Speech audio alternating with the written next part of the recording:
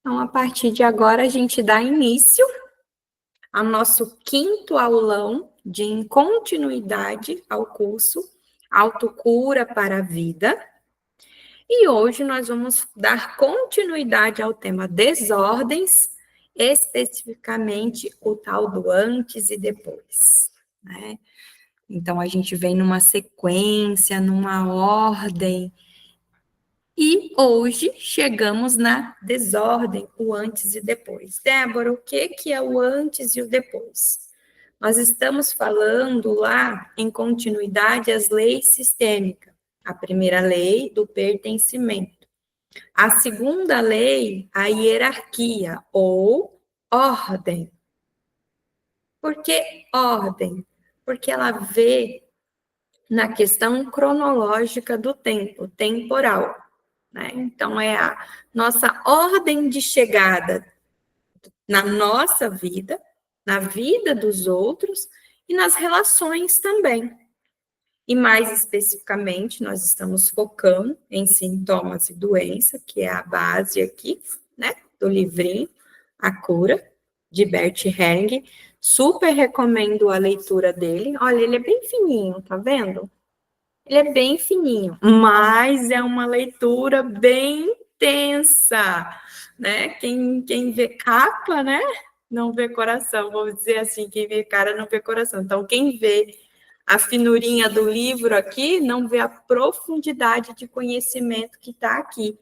E por vezes a gente não consegue terminar as obras de Bert, por vezes a gente fica no meio do caminho, porque são conteúdos profundos que tocam a nossa alma de um tamanho que às vezes dá na nossa resistência e a gente não consegue retomar. Então, por isso, falei, opa, vamos lá, vamos trabalhar esse pessoal, vamos trabalhar quem está disponível. Se vocês estão aqui, porque estão disponíveis para se trabalhar. E hoje a gente entra para falar da desordem. Então, quando que eu vou ter a desordem em relação ao antes e depois? Quando eu tenho a quebra da hierarquia ou ordem, né? Você pode chamar tanto de hierarquia como também de ordem. Lembrando que nós estamos aqui nas leis sistêmicas, né? Ordens do amor. Então, para não haver uma confusão de termos e palavras, vamos chamar aqui de hierarquia, né? É a segunda lei sistêmica, é a segunda lei do amor, essa lei que rege a nossa vida. Então, a desordem do antes e depois é a violação da hierarquia do antes e depois. Ou seja, quem vem primeiro precede quem vem depois. E se a gente quebra essa hierarquia, o primeiro pontinho nas relações, nós vamos estar identificando ali uma tensão, um conflito. Então, se eu estou numa esfera, numa relação que está tendo muita tensão, muito conflito, já acende um alertinha. Opa, peraí, quem está fora do lugar? Quem que não está no seu devido lugar? Será que eu estou fora do meu lugar? Será que eu estou quebrando a hierarquia? É o primeiro pontinho para a gente observar, porque diante da quebra da hierarquia, da ordem, há tensão e conflito. Que é discussão mesmo, é onde a gente tem aquela tensão que leva o quê? A discussão, certas vezes a uma agressão. Mas aqui, dentro dos sintomas e doenças, o que isso também vai nos levar? O que esse conflito vai nos levar? A nos tornar um indivíduo doente. E também constituindo um obstáculo ao sucesso na vida. Então, por que será que eu não consigo dar um passo e ter sucesso na minha vida? E lembrando que sucesso é subjetivo. Cada um tem uma visão subjetiva de sucesso. O que é sucesso para mim pode não ser sucesso para vocês. E assim por diante. Então, o que me impede? Qual que é o obstáculo que me impede de ter esse sucesso que eu almejo para mim, que eu desejo para mim na minha vida. Posso estar diante dessa desordem do antes e o depois, que é essa violação. Então, culturalmente, a gente entra ali no aspecto de vida, principalmente nossa, né, dos brasileiros aqui, né, a hierarquia ela foi deixada de lado. Nós tivemos muitas questões, principalmente se a gente for olhar pela questão do masculino, feminino, homem, mulher, essas questões culturais levaram o quê? A essa quebra da hierarquia. Então, foi amplamente excluída da nossa consciência. A gente tende a olhar para a hierarquia com maus olhos. E o que é olhar com maus olhos? É olhar com julgamento. Quando eu olho julgando aquilo, eu estou olhando com maus olhos. O que a constelação nos chama? Para a gente olhar com bons olhos. Olhar com bons olhos é olhar sem julgamento. Eu começo a me deparar com as coisas como elas são, renunciando internamente em mim a esse desejo de que fosse diferente ou de que não é aquilo. Iniciando um processo de aceitação. E a gente passa primeiro lá pela primeira lei, o pertencimento, que gera também a primeira desordem, exclusão. Se não tem pertencimento, eu tenho a exclusão.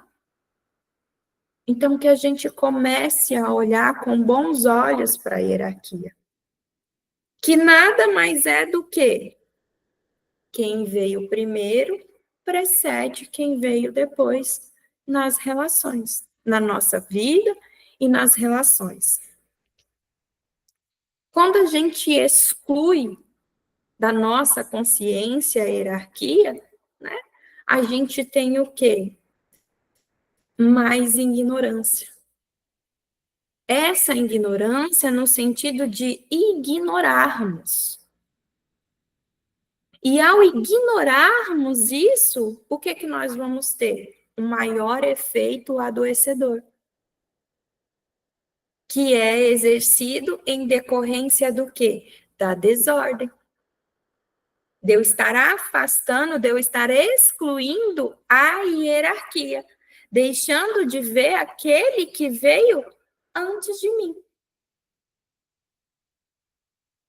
É preciso humildade. A constelação nos coloca num processo, num movimento de humildecermos, de nos conectarmos com a humildade. Por isso que muitas vezes pega ali nas nossas resistências.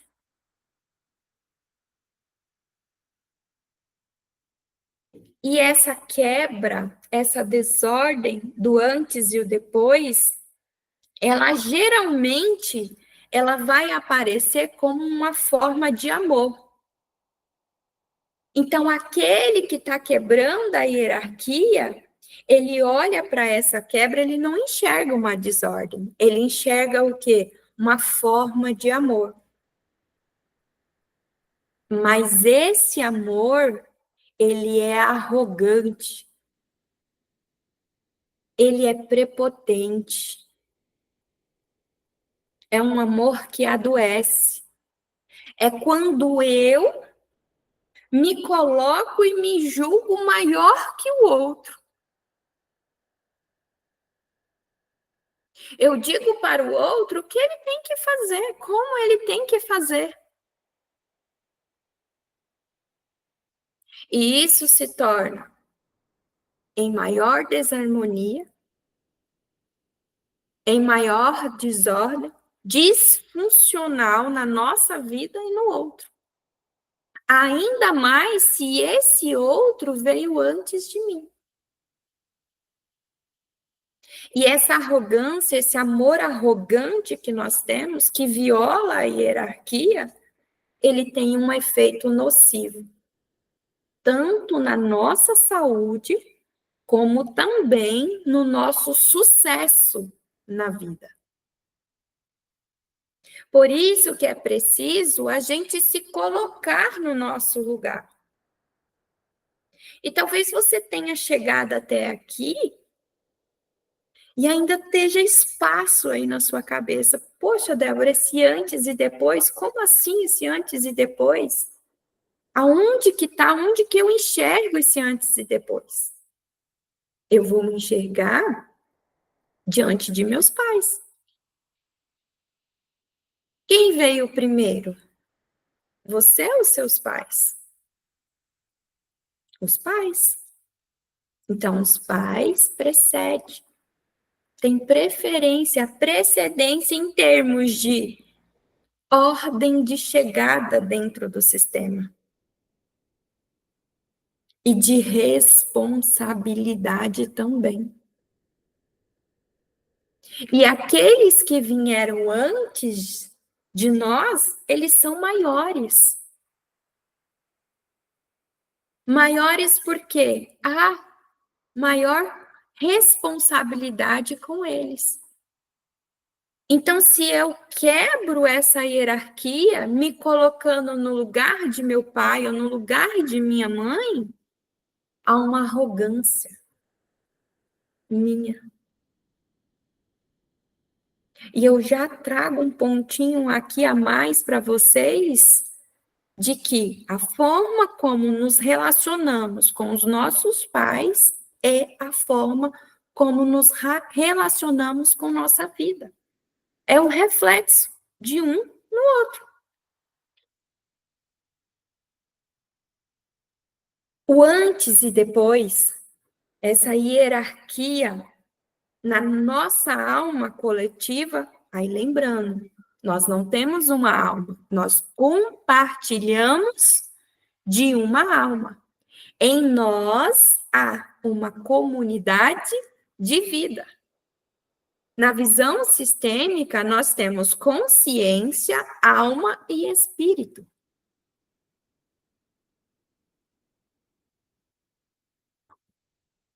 Toca, né? Calma, calma. Antes de se agarrar à resistência, olhe com bons olhos. E olhe com renúncia, para que vocês possam se abrir para o novo. E o entendimento temporal de tempo, de ordem cronológica, ele é da onde? Da nossa alma coletiva. Então, nós estamos falando de assuntos, de temas, de conteúdos da alma, dessa grande alma que a gente compartilha. Lembram lá do desenho da grande alma? Nós estamos ali onde tudo emerge, onde tudo pertence, e se eu quebro algo ali dentro, o que que a grande alma faz? Ela entra num movimento de uma ordem superior espiritual, para quê? Para ajustar, para trazer aquilo que foi excluído. E se eu estou excluindo a hierarquia, olha como que uma coisa casa com a outra, uma coisa integra a outra. E se eu estou excluindo a hierarquia, eu não aceito a hierarquia, vai ter compensações. Vai ter compensações. E a hierarquia vai refletir não só na nossa saúde, mas também no nosso sucesso. No nosso sucesso diante da vida, o nosso sucesso profissional. O antes e o depois determina a hierarquia. Entre nós, nossos pais, nossos avós, e também entre os irmãos, entre nossos irmãos. Porque quem veio primeiro tem precedência, ou seja, a responsabilidade maior. A grandeza de quem veio antes está na sua responsabilidade. E se há um conteúdo E se há uma desordem no sistema, nessa grande alma, ela tende a pegar esse, a chegar nesse. Então, quando chega com os nossos pais têm a oportunidade de ajustar. E se eles não ajustam, Débora, vem para nós. Para o mais velho, depois para o outro e depois para o outro. Por quê? Para que um membro ajuste aquilo que está em desordem, que está disfuncional. E é bem interessante que tende muito nos atendimentos individuais, ou até mesmo ali da mentoria, às vezes está uma questão com um, aí vem, trabalha, libera, quando não, o irmão começa. Aí o irmão começa a apresentar aquilo, ou a irmã. E os outros, né, os mais novos, que vieram depois, começam, é a ordem da grande alma. E chega para eles por quê? Porque dentro da percepção deles, eles também precisam olhar com bons olhos. E honrar, aceitar aquilo que é do outro. Deixando com o outro o que é do outro. Porque o antes e o depois nos leva a tomar o que é do outro. E a tomar com arrogância, porque não é nosso. Não cabe a nós. Nós estamos fora do nosso lugar. A hierarquia, ela busca a ordem original. Então, nós vamos olhar lá para a origem. A gente origina da onde? Do papai e da mamãe. Quem veio primeiro? O pai e a mãe. E antes do pai e a mãe veio quem? O casal. Antes do casal veio quem? O homem e a mulher. Quer dizer que o homem e a mulher, o casal, tem precedência sobre os filhos? Sim.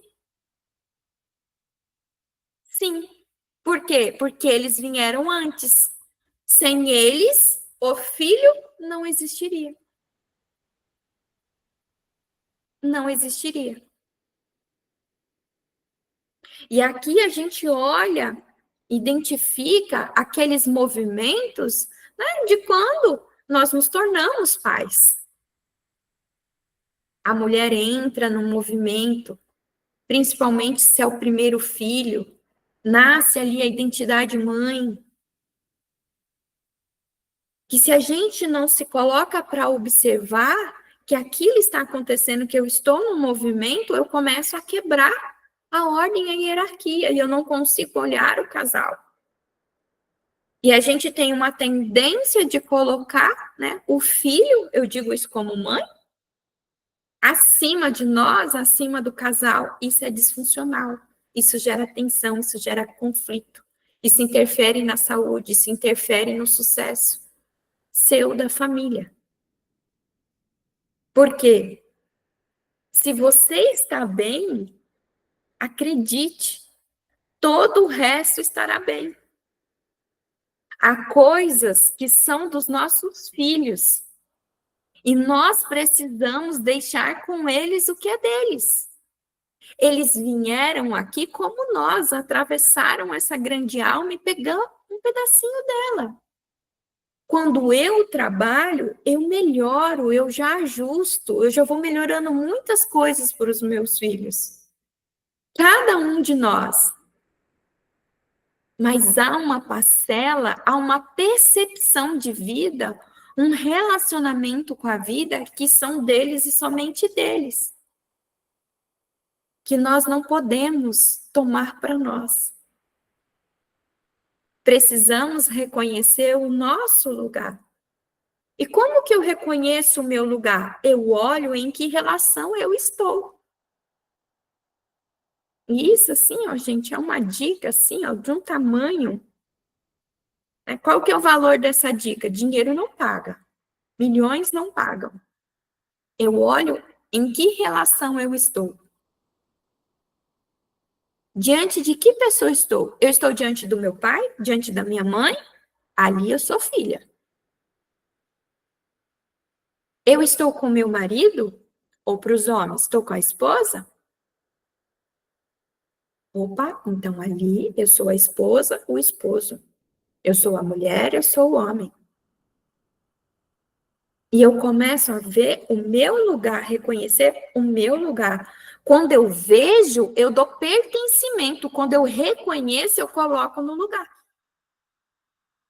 E quando a gente está fora do nosso lugar, as coisas não andam em nossa vida.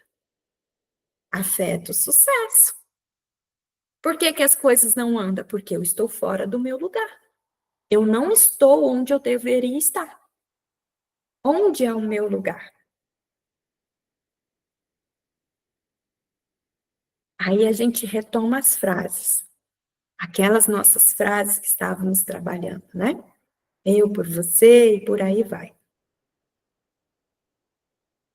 A desordem do antes e depois, ela se revela na frase interna. Eu por você.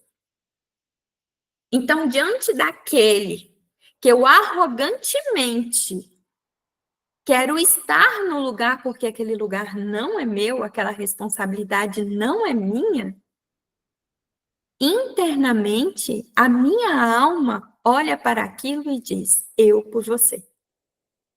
E percebam que essas frases, eu sigo você, antes eu que você, eu por você, eu também, elas são votos. Nós estamos selando e fazendo votos, acreditando que é por amor, mas isso é arrogância. Como assim, Débora? O verdadeiro amor, o amor incondicional, Débora, eu não sei qual que é. Houve alguém na Terra que veio para nos ensinar a amar. O nome dele é Jesus Cristo. Ele veio nos ensinar o evangelho do amor, ele veio nos ensinar a amar incondicionalmente, ou seja, sem condições. Ele ama. E se você não sabe o que é amor, estude ele, estude a vida dele. Tenha ele como um exemplo do que era amar. Que aprenderemos a amar com ele. Não é? Não é mesmo? O que que acontece nessa frase interna quando eu digo eu por você? Tá lá a mamãe. A mamãe está passando por um momento difícil da vida. Talvez ela esteja passando por uma doença, ou talvez internamente ela tenha olhado para a perda de um dos pais ou de alguém e dito internamente: eu sigo você. Uma escolha, uma decisão da mamãe ou do papai. E eu chego ali, sinto isso em minha alma e não consigo lidar com isso. Arrogantemente, disfarçada de amor, um que veio depois, nesse exemplo, o filho, a filha, assume arrogantemente algo por alguém que já estava lá antes. Então, o que é a desordem do antes e depois? Um que veio depois, ou seja, na pequenez que ele é, sistêmica, da ordem de chegada dele, assume arrogantemente algo por alguém que já estava lá antes dele, ou seja, é maior que ele. Nesse exemplo, o papai ou a mamãe que está passando por uma doença ou que internamente decidiu seguir alguém na morte. Aí, este filho vem e diz: eu por você. Eu faço por você. Eu fico doente por você. Eu morro por você. Eu não tenho sucesso na minha vida por você. Numa tentativa desesperada de salvar os pais. Nesse exemplo aqui, os pais, mas pode ser um irmão mais velho, um outro irmão, um avô, uma avó, um tio. Lembra dos níveis? Os níveis circulares ali do campo espiritual? Então eu busco isso, assumir isso, apegar algo. Assumir uma responsabilidade que não é minha. Pegar algo que não é meu. Por isso é uma arrogância. Porque eu não aceito o que é do outro. Eu não aceito a escolha que o outro fez. E o outro veio antes de mim. Quem sou eu para falar alguma coisa para o outro? Mas, Débora, o movimento que tá vai adoecer. É uma escolha dele e dela. O que eu posso falar é: há outro caminho. Mas é uma escolha do outro, o caminho que ele vai seguir. E quando eu não aceito isso, eu me coloco superior, acima do outro. Eu quebro o livre-arbítrio do outro. Não foi esse o maior dom que Deus nos deu? Não é isso que nos diferencia de todas as outras criaturas? O livre-arbítrio. O livre-arbítrio. Eu quebro o livre-arbítrio do outro. Eu digo: não, você não pode escolher isso. Você precisa escolher isso aqui. E eu assumo isso aqui para você não precisar viver isso. E a outra pessoa quer viver aquilo. Ela quer viver aquilo. E o que que nós temos aqui? A figura do herói. É os heróis sistêmicos. Que busca salvar por não conseguir lidar com a escolha do outro, na tentativa de salvar o outro, assume algo no lugar desse. Eu por você. Eu vou lá, eu faço por você. Ah, é tão lindo um herói. Será? Será que ele não está sendo um arrogante? Será que ele não está conseguindo lidar com a escolha do outro, com o livre arbítrio do outro? E deixando de olhar para a sua própria vida? Renunciando à sua vida para olhar para a vida do outro? E o alerta que fica é: todo herói de uma tragédia, ele assume, quando criança, algo que compete apenas a quem já estava lá antes. É a associação à frase: você por mim. E aqui há um cuidado entre nós pais, para quem já é pais. Quando a gente coloca os filhos para viver algo por nós, inconscientemente nós exigimos dos filhos. E quando isso externa, quando a gente consegue ver isso no mundo externo, é porque o peso interno sistêmico é muito maior. Na maioria das vezes, isso está no inconsciente guardadinho, que a gente nem consegue ver aqui externando aqui fora. Então, observa você na qualidade, se você é pai, se você é mãe, o que você exige dos seus filhos?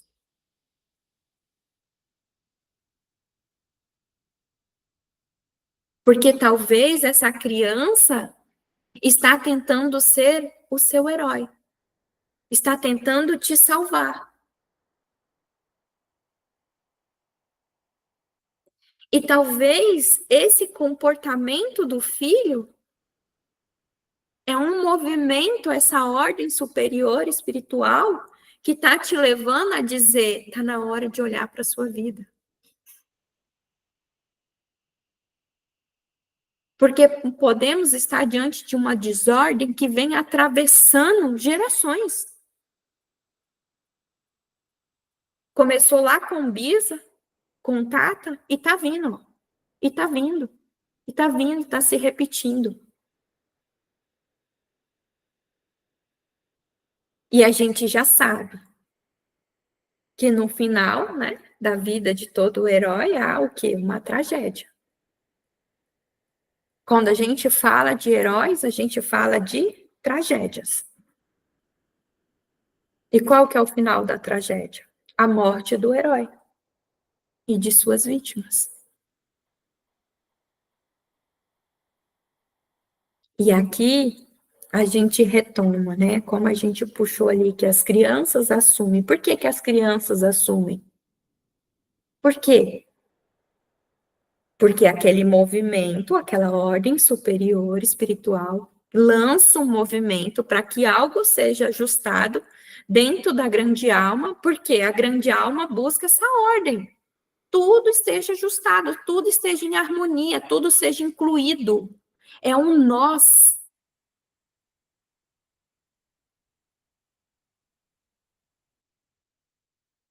Tudo precisa estar ali. E aonde esse movimento vai pegar? No mais fraco. Quem é o mais fraco? Com menos consciência. Ou seja, as crianças. Na maioria das vezes, as crianças. Então, qual que é o alerta que fica aqui pra gente?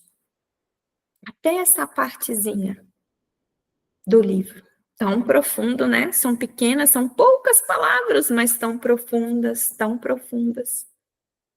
Isso aqui é umas 2, 3 páginas do livro, para vocês terem uma ideia. O alerta para a gente é cuidado com os votos que nós fazemos. E esses votos, às vezes, eles são tão sutis. Ele não é um papel escrito que você faz e tem que levar no cartório para assinar. Ele é sutil. A minha mamãe não pode passar por isso. É sutil. É muito sutil. E quando nós nos deparamos, estamos lá, com esses votos.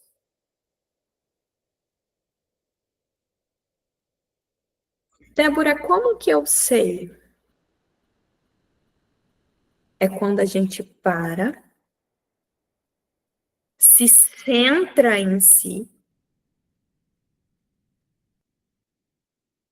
nos colocamos diante daquela pessoa que a gente já sentiu. Vocês me escutando aqui, já vieram pessoas na cabeça de vocês. Imagens, cenas na cabeça de vocês. E diante delas, eu repito a frase, eu por você. E o nosso corpo, ele devolve uma sensação, uma reação, uma emoção. E ali está a resposta. Se há o voto ou não. Se aquilo me toma e me relaxa, é porque sim, eu estou nesse movimento. Débora não causa nenhum efeito diante, então não é esse o voto. Então não é esse o voto. Por isso que a constelação, ela vai além, muito além de uma ferramenta terapêutica. Mas muito além. A constelação, ela nos entrega uma filosofia de vida para a vida, que quando a gente se aprofunda nela, a gente começa a perceber o que é a vida e como nos relacionarmos com ela. A constelação em si trabalha as relações, os relacionamentos. E quando a gente começa a compreender tudo isso, a gente começa a fluir, a ter sucesso nos nossos relacionamentos. Conosco, com nossa vida, com o casal, com os filhos, com os pais, e por aí vai. A base é a união, a reconciliação, o pertencimento e o reconhecimento, cada um no seu lugar com o que é seu. É preciso muita, mas muita humildade para se manter no seu lugar. É mais fácil tomar o lugar do outro. O difícil é suportar o nosso lugar. Porque suportar o nosso lugar exige renunciar o que é do outro. Quebrar esse herói dentro da gente, que está tentando, buscando fazer pelo outro, fazer pelo outro. E às vezes o outro não quer. Simplesmente ele não quer. Dentro desse antes e depois, a gente começa a caminhar e a gente chega num pedacinho mais delicado. É quando nós começamos a falar da redenção. A redenção e a punição. Lembra que a grande alma está contida num campo, por um campo espiritual que não tem nada a ver com o espírito? Como força criadora e por aí vai, né? O campo espiritual aqui é só o nome que é dado para essa contenção, essa limitação da grande alma, que vai separando. Vamos dizer assim. E o que é esse campo espiritual? É um campo de crenças, ideologias, preconceitos que estão ali enraizados. Então, é um campo religioso, é um campo profissional, e por aí vai. Sempre se fechando em uma crença, em um ideal, em uma ideologia. E por vezes, essa redenção, a punição, a expiação, ela está vinculada a um ensinamento religioso. Lá, do que é o pecado original e por aí vai. E por que a gente está falando isso? Porque a gente entra no antes e o depois. Como assim? Tá, vamos lá. Papai e mamãe faz algo muito mal, cometem um pecado. Por exemplo, mata alguém. Débora, sim? Por que não? Se aconteceu, existe, pertence e temos que dar o lugar àquele comportamento, a um curso de uma vida aqui.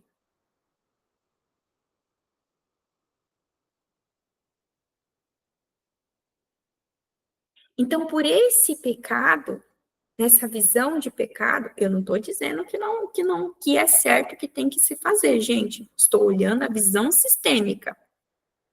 Os movimentos sistêmicos, o movimento da grande alma. Onde tudo é o que é.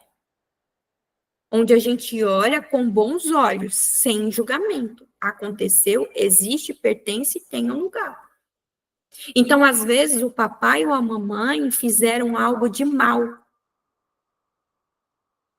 Onde todos desse campo espiritual julga como mal.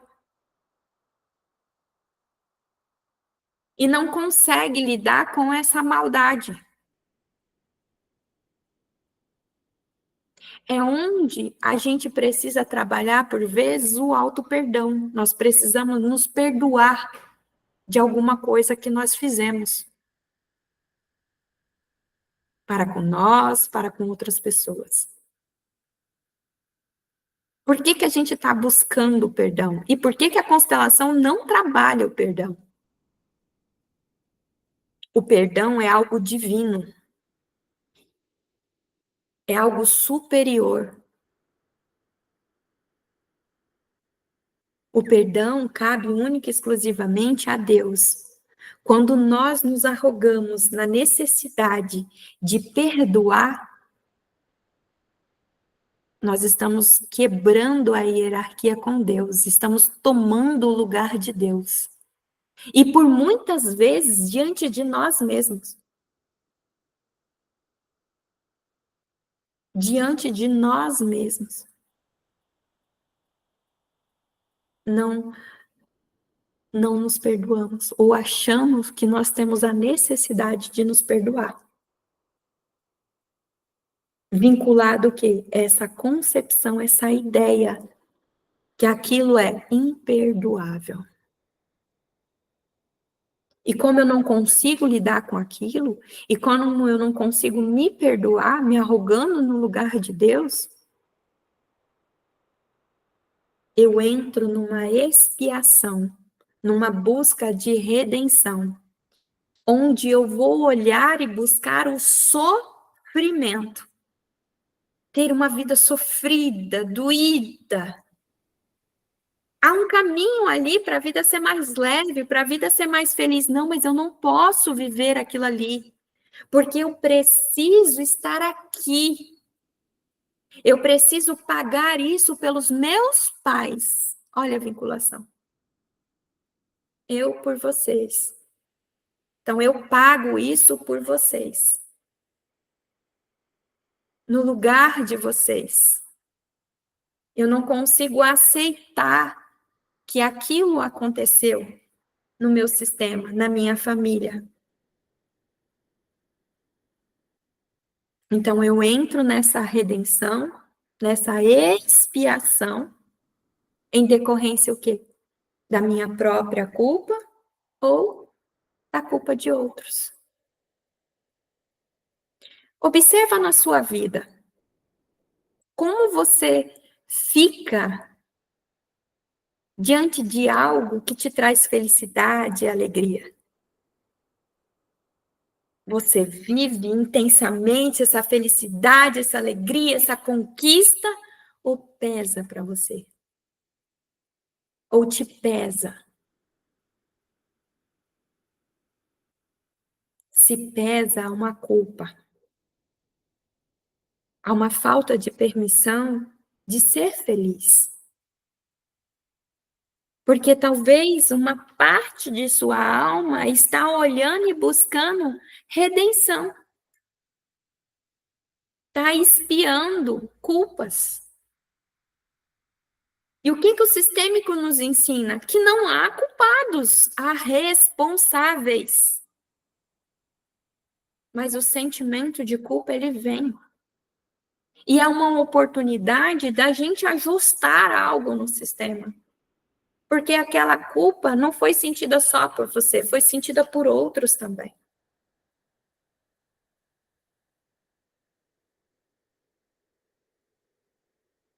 E ela vem, essa redenção, essa expiação, vem submetida, né, à frase, à expressão, eu por você.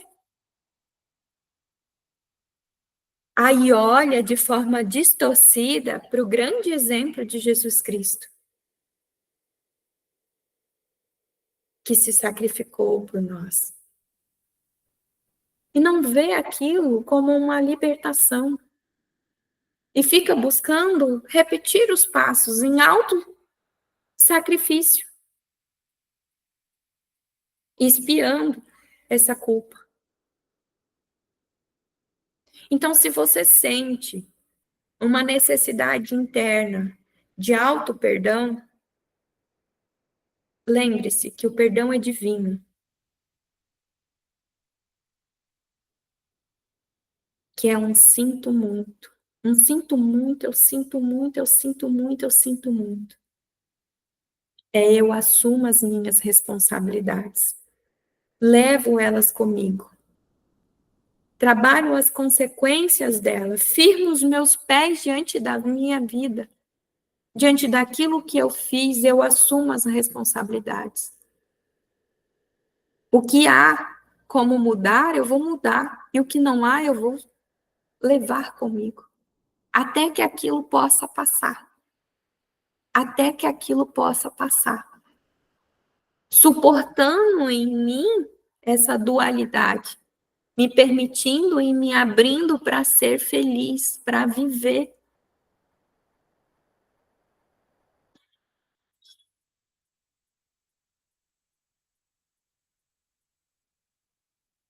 Para que a gente saia desses ciclos de autossacrifícios, de abnegação, de sentimento de superioridade. Não, eu por você é porque eu sou maior que você, eu dou conta, você não dá.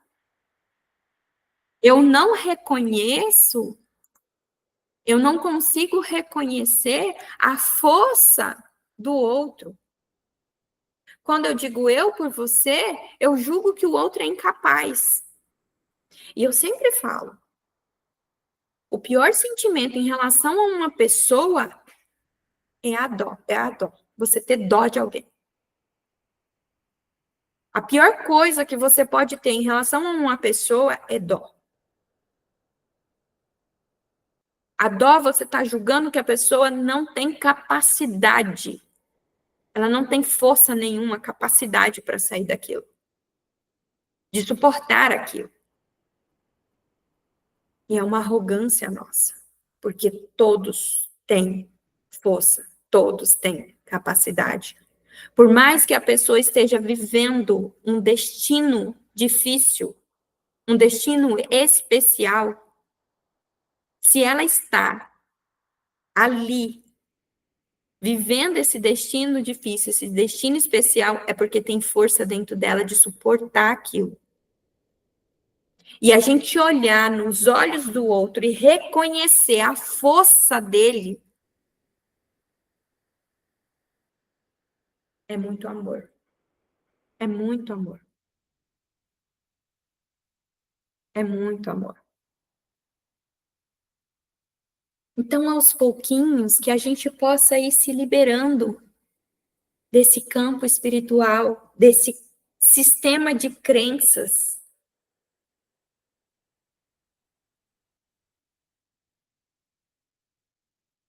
Que a gente possa ir se conectando com a vida, com movimentos de espírito, que nos leva para viver o novo, o belo, o amor incondicional.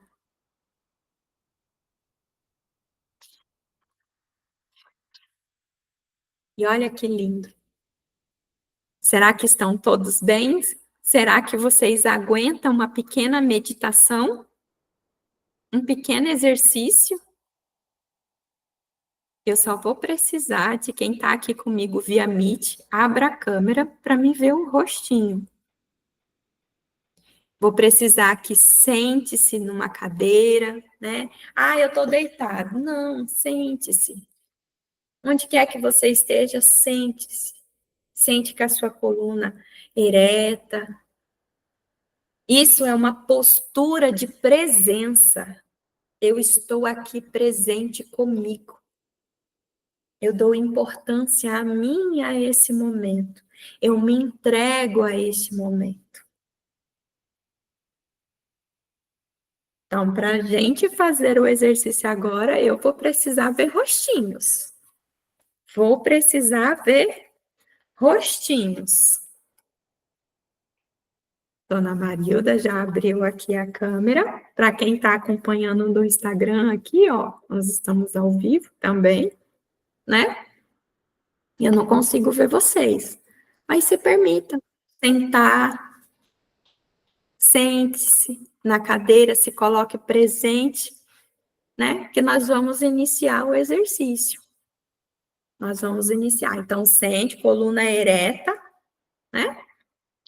Não se preocupe com a imagem de vocês, eu acredito que nem vai sair aqui na gravação. Fique tranquilo. E quem está assistindo gravado, se prepara também para fazer, acompanhar. Então, a partir de agora, né, fechem os olhos, se desvinculando do aqui fora para olhar para dentro. E a gente olha para dentro através da respiração. Procure respirar. Respirem. Inspira pelo nariz e expira pela boca.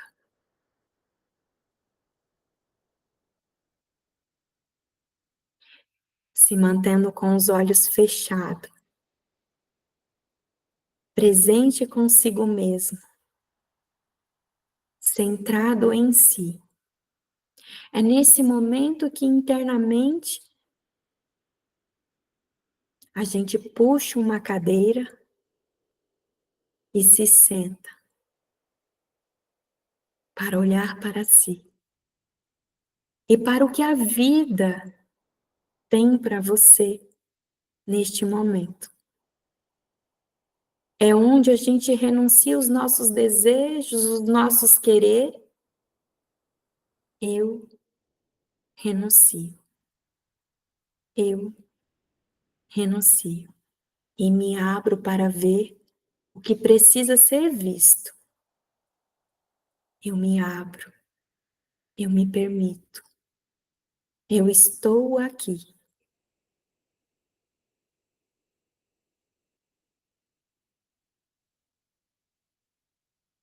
E por alguns instantes, só se permita retornar à sua infância. Lá quando você era pequenino, pequenina. Só se permita. Volte. Se permita voltar para as cenas, para as imagens que o seu campo te entrega, que o seu sistema te entrega. Não precisa buscar, apenas se disponibilizar para ver. Só veja. Olhe para as situações das quais você procurou a sua mamãe, o seu papai.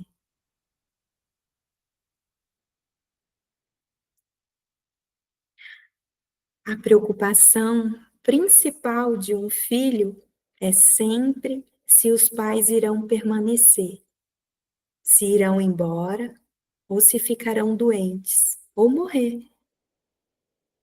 Olhem para essas situações. Olhem com os olhos da criança que um dia vocês foram, que um dia você foi. O que acontecia em sua alma? Sinta, deixe o seu corpo te entregar. Como você lidava com esses medos?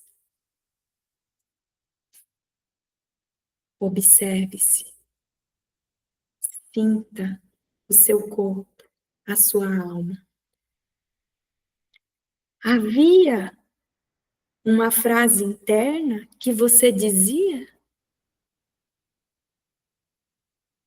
Você fez uma promessa a um poder maior? Ou até mesmo um voto, no sentido de: se você fizer com que eles fiquem, eu irei. Observe. Deixe que as lembranças e as memórias venham até você. Observe que são similares à frase antes eu do que você.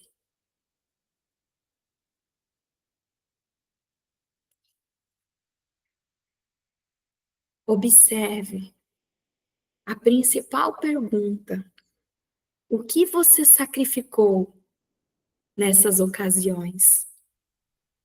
O que você estava disposta a sacrificar como retribuição pela dádiva de que a situação da mãe, ou do pai, ou de outro membro familiar melhorasse,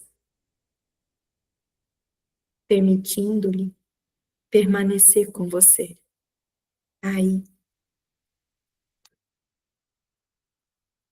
será que você sacrificou internamente algo de sua saúde? Observe. Você estava disposto até a morrer? Não negue. Apenas se permita sentir as suas verdades. Observe como tudo isso afetou a sua vida. Como você passou a se relacionar com o seu corpo.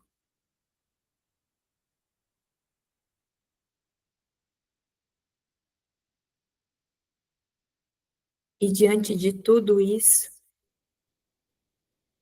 renuncie à luta interna, o desejo de mudar.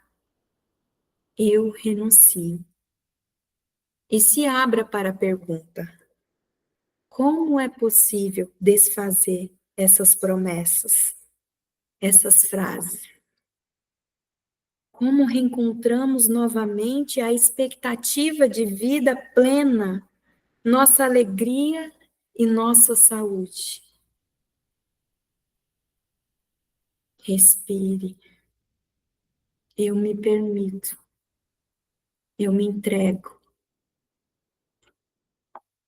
E a partir de agora, olhe para as pessoas pelas quais você estava disposto a sacrificar tudo.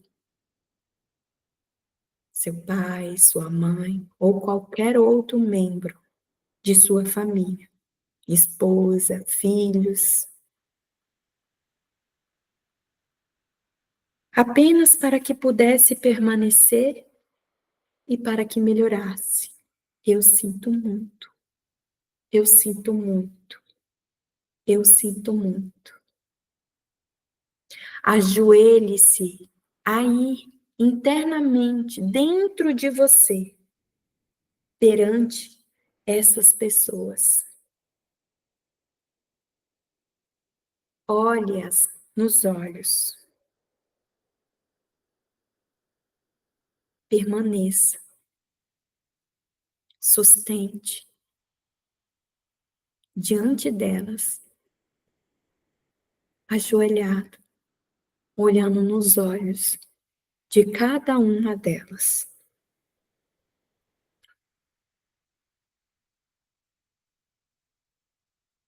Diante delas, você diz: aqui eu sou pequena. Eu sou pequena.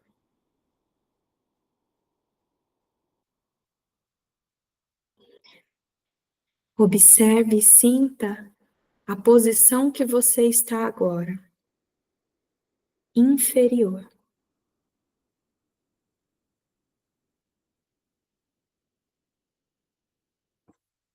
Perceba a grandeza perante vocês, dessas outras pessoas, dizendo a elas, repitam internamente para elas, se possível de voz alta: aqui vocês são grandes. Aqui vocês permanecem como os grandes. Perante vocês sou pequeno e permaneço pequeno.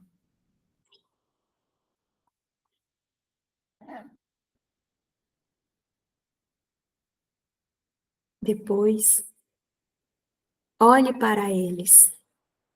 Olhem para além deles. Muito além deles. Olhem para um poder eterno. em cujas mãos todos estão, em cujas mãos exclusivamente o destino deles e o nosso e o seu estão. Talvez naquela época você tenha chamado esse poder de Deus. Olhe esse poder nos olhos e talvez possa ver como as lágrimas escorrem sobre suas faces, ao ver tudo aquilo que esteve disposto a sacrificar, talvez pelos seus pais ou por outros. Esse poder te dá a mão, ele estende a mão até você.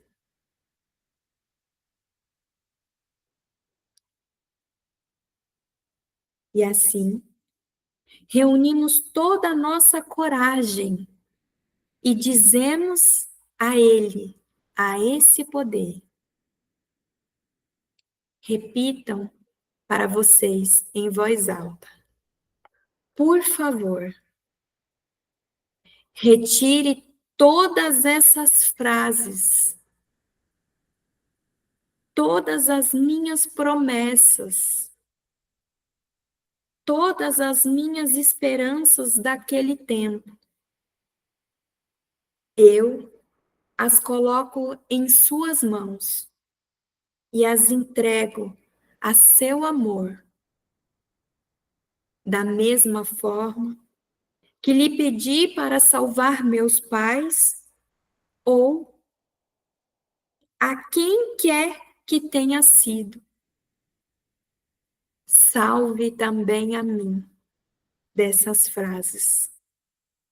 Por favor, por favor, salve também a mim dessas frases. Por favor. Sustente, fique, permaneça diante desse poder eterno, desse poder maior. Respire, entregue a Ele, até perceber o que se transformou em seu corpo, em seu sentimento de vida. Observe e diga a esse poder: eu sou grato, eu sou grato, eu sou grato, eu sou grato. E vai se preparando para abrir os olhos aqui, exercitando essa gratidão.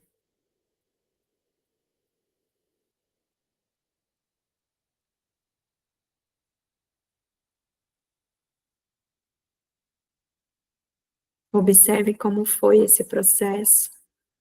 Talvez um pouco estranho no início, talvez tenha tocado algumas partes de sua alma. Deixe que ele ganhe força dentro de você.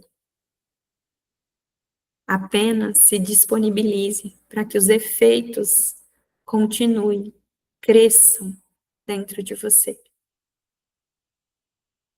Para que a gente possa, a partir daqui, ficar apenas com o que é nosso, em nossos lugares, humildemente, respeitosamente, com um amor incondicional ao outro, pelo que ele é e pelo que ele escolher ser.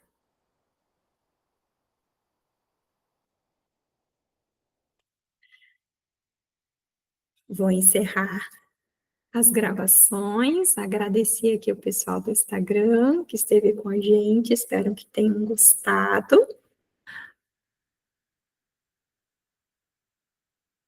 Encerrar aqui a nossa gravação.